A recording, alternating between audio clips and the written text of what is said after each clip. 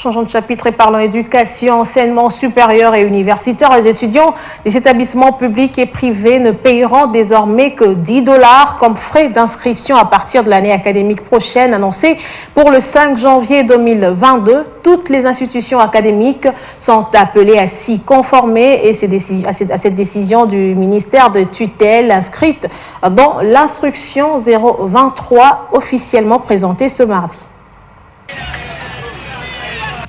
La remise symbolique de l'instruction académique 023 aux responsables des différents établissements pose les jalons d'une nouvelle année académique 2021-2023 qui va s'ouvrir à partir du 5 janvier, annonce le ministre de l'ESU.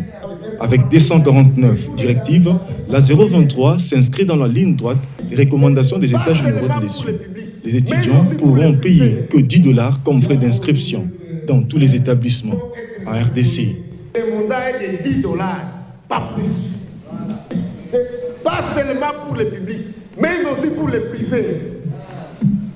L'inscription, j'apprends qu'il y a des privés qui vont jusqu'à 100 $ pour les étudiants. Une bonne nouvelle, bien accueillie par les étudiants. La liste des institutions censées fonctionner, le respect des charges horaires, la reconduction des frais académiques de l'année passée, la gestion transparente et répartition équitable du budget sont autant d'éléments abordés par cette instruction. C'est un outil de planification, un outil de gestion. Et quand on le fait avant, ça permet aux universités de pouvoir se préparer, de préparer leur budget. Et donc, ça nous évite beaucoup de dérapages de début de l'année. La deuxième chose, ça va être la première restriction après la décision de généralisation du LMD.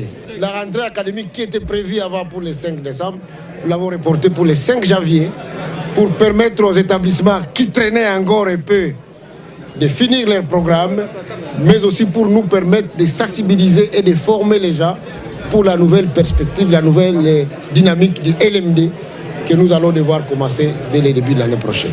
Ces établissements académiques devront se servir de cette instruction pour veiller, notamment, sur ces documents. C'est le document qui fixe, un document qui rappelle l'éligibilité dans certaines institutions pour l'organisation des facultés de médecine, mais aussi l'ordre dans le 3e cycle. Le fait de faire passer la quotité de 20 à 30 $ donne suffisamment les moyens aux chefs d'établissement de pouvoir construire.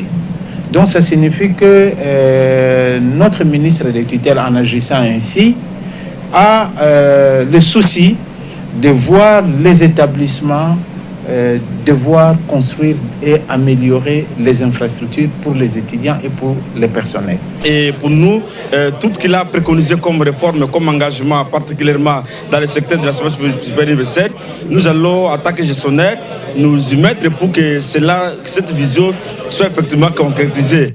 L'année académique 2021-2022 s'annonce également plutôt bien pour les étudiants puisque cela coïncidera avec la matérialisation du projet Trans Academia pour la facilitation du transport des étudiants. Après la remise de l'instruction 023, place à la vulgarisation au sein des institutions académiques.